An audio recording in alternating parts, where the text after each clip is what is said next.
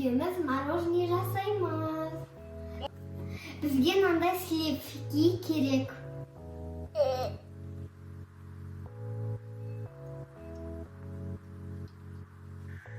Мен сливки 350 грамм құйып алдым. Мына миксерге қоямын.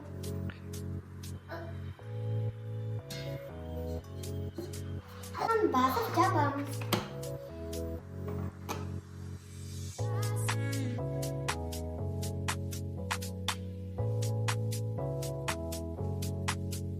Мороженеға арналған сухой смесь саламыз.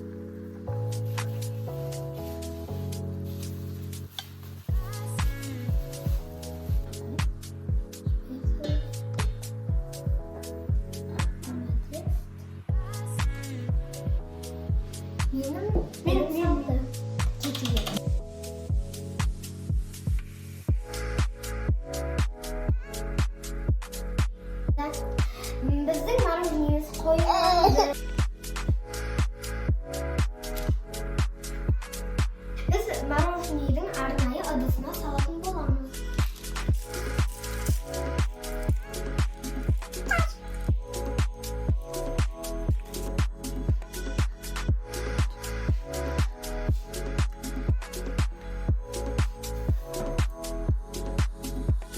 Ыдысына салып болдық мороженені.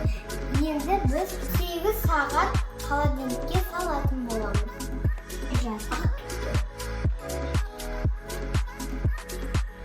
Күшті жейтін боламыз. Мен қанша күннен күттім.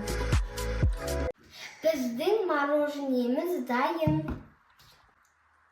Күшті дәмі.